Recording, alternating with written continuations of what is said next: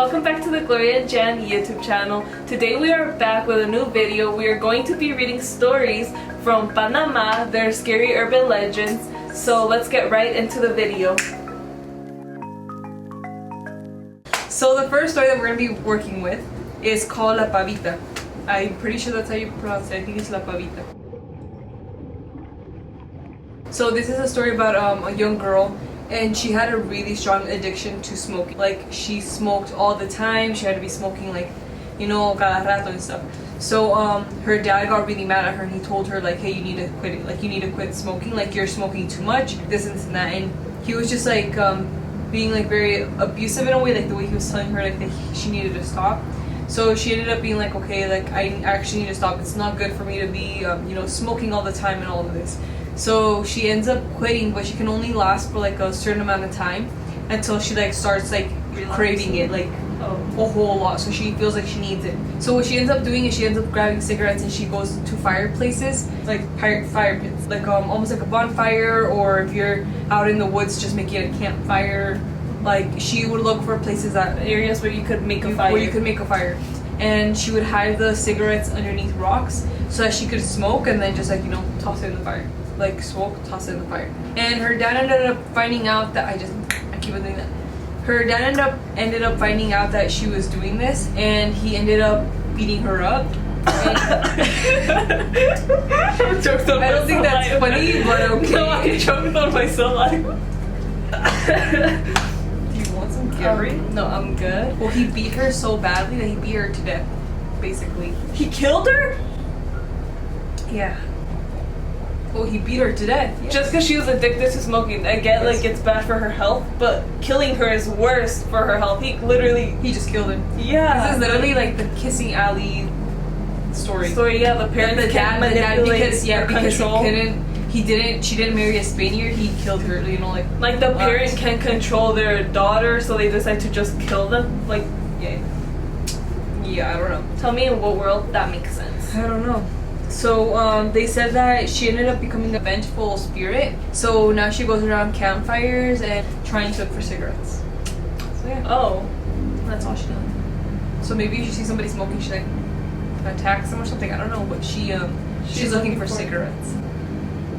It's just this. Okay. Yeah. She's like, the hell? We have an audience today of one.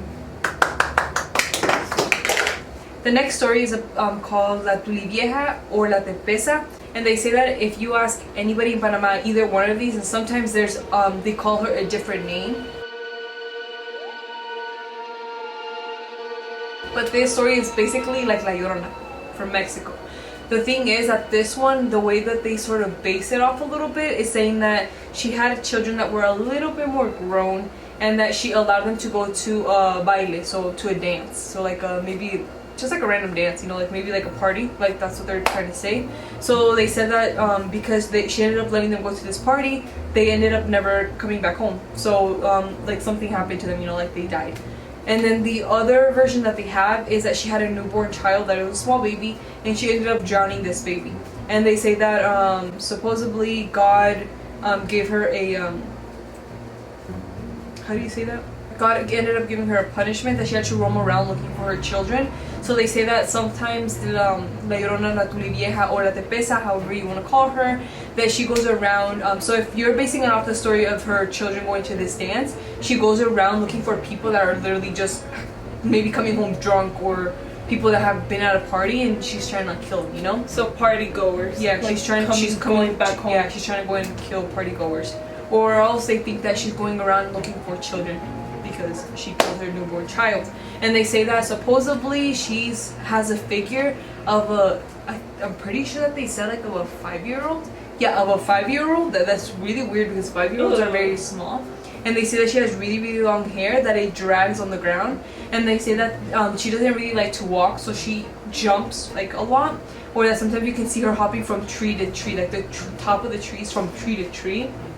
It's just so I feel like they're sort of basing it off like maybe she's a witch or something. You know, just like that's what I'm getting trying to crazier. Yeah, it's getting. She has a figure of a 5-year-old. Her hair is super long. Yeah, it's just and she jumps from tree to tree. That's crazy. Imagine. You know what I thought? Like, you know those trolls? Like they're like tiny. Imagine like one of those jumping on trees and stuff. Yeah, that's what hair, I was thinking because they're little and they have really long hair, but they're specking up. You know, like colorful hair and all that. The third. But think about that. Think about that. Like that's creepy. If you're in the night, and I guess you're like not even thinking of that. You just like went to a party or whatever. You're coming back from a party, and then you see this random looking 5-year-old woman jumping on trees, following you. Yeah, like you're just hearing it.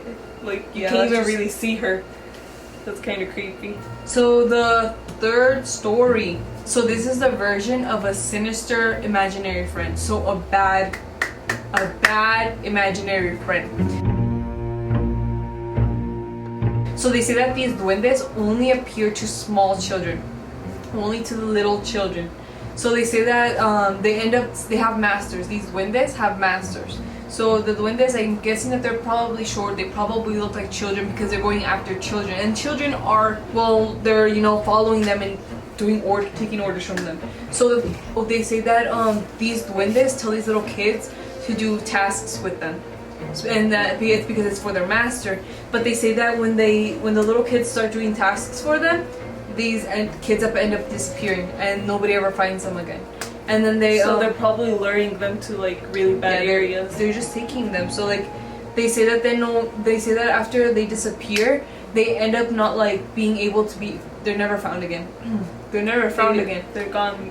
They're gone missing and they're gone. And they say that these little kids end up only hearing their parents and their godparents like voices. That's all they can hear. Wait, while they're missing? Yeah, while they're missing. So they just traumatize these kids, get them lost forever, never to be found, take them to Neverland or whatever, and then these kids just keep hearing their parents and their godparents' voices, and that's it.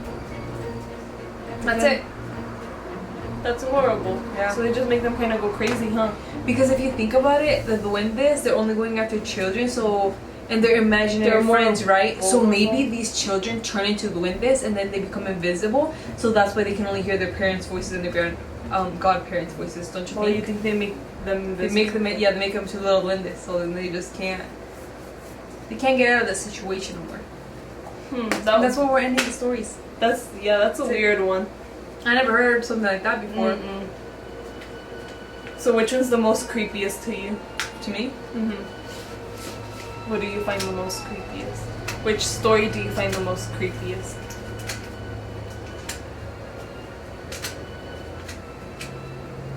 I don't find them scary. I just think that if you're a parent and your child goes missing, that would be the scariest thing. I guess.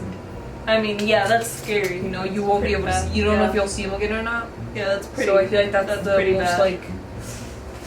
I also find it weird though if you're finding I think it's also bad though if you're like by a lake or anywhere where fires can be made and you see a random lady like digging through the rocks and then she disappears because she's not actually there. Cigarettes? Yeah, so I feel like that's also creepy. Like think about it, say you're late at night making a fire, you're hanging out with your friends, everybody starts picking up after themselves, they start leaving, you're like one of the last ones and all of a sudden you see this random lady who's not really there. Like that's kind of creepy too if you like imagine. See, but they don't say if it's like only at night time. Even in the day it would be creepy. You full on see a woman and then she's not really there. So this is the end of our video. If you guys like this video, please give it a thumbs up. Comment down below which story was the scariest for you, or if you've heard these before. If you want us to do your country next, please comment your country down below and we will be reading comments, making sure we get to read your country next. So me and Gloria are actually going to be reading our subscribers scary horror stories or just scary stories, whether that paranormal or normal, like you're getting home after work and somebody follows you or something, I don't know. But if you guys have any scary stories you guys want to submit, please submit them to this to this Gmail right here. Will be down below in the description. It'll also be in the description. So if you guys want to submit those scary stories for us to read in one of our next videos coming up in the future, please do so. And then that is all for this video. Thanks for watching. Bye. Bye.